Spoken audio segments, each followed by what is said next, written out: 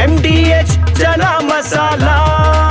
ಈಗ ಕಡಲೆ ಇರಲಿ, ಹಲಸಂಡೆ ಬೀಜ, ಕಪ್ಪು ಕಡಲೆ ಅಥವಾ ಬಿಳಿ ಕಡಲೆ, ಎಲ್ಲವೂ ಸ್ವಾದಿಷ್ಟವಾಗುತ್ತೆ. MDH.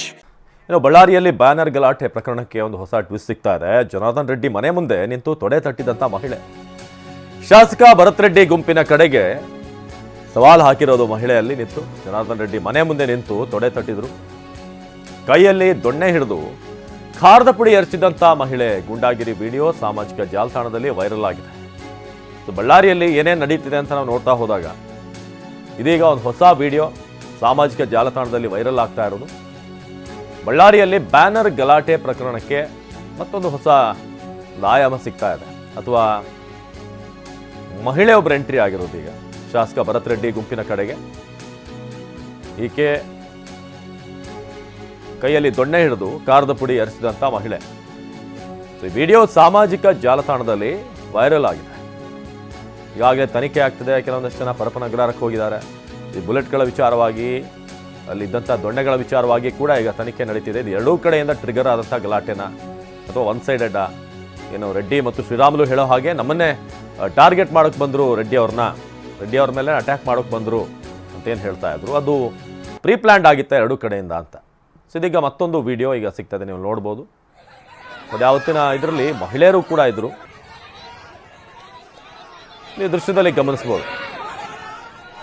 ಇದನ್ನೆಲ್ಲ ನೋಡಿದ್ರೆ ಇದೆಲ್ಲ ರಾತ್ರಿ ಹೊತ್ತು ಸಾಮಾನ್ಯವಾಗಿ ಪುರುಷರು ಬಂದಲ್ಲಿ ಗಲಾಟೆ ಮಾಡೋದೆಲ್ಲ ನಾವು ಗಮನಿಸಿದ್ದೀವಿ.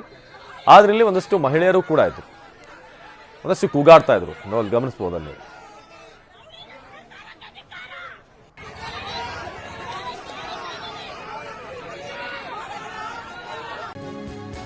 ಬ್ಯಾನರ್ ಗಲಾಟೆಯ ಆರಂಭದ ದೃಶ್ಯ. ಜಗಳ ಶುರು ಮಾಡಿದ್ದೆ ಜನಾರ್ದನ್ ರೆಡ್ಡಿ ಕಡೆಯವರು. ಕಾಂಗ್ರೆಸ್ ಕಾರ್ಯಕರ್ತರು ಮಾಡ್ತಿರುವಂಥ ಆರೋಪ ಇದು. ಶುರುವಾಗಿದ್ದೆ ಅವ್ರ ಕಡೆಯಿಂದ.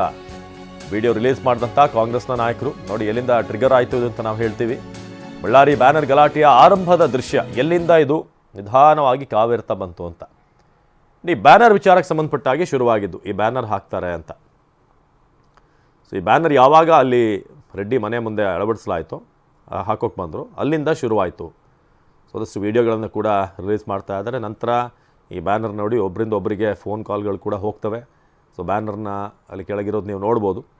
ಸೊ ವಿಡಿಯೋನ ರಿಲೀಸ್ ಮಾಡಿದಂಥ ಕಾಂಗ್ರೆಸ್ ನಾಯಕರು ಜನಾರ್ದನ್ ರೆಡ್ಡಿ ಅವರ ಕಡೆಯಿಂದಲೇ ಆಯಿತು, ಇಲ್ಲಿಂದನೇ ಶುರುವಾಯಿತು, ಬ್ಯಾನರ್ ಹಾಕಿದ್ರೆ ಏನು ತಪ್ಪು ಅಂತ ಈಗ ಕಾಂಗ್ರೆಸ್ ಕಾರ್ಯಕರ್ತರು ಕೇಳ್ತಿದ್ದಾರೆ.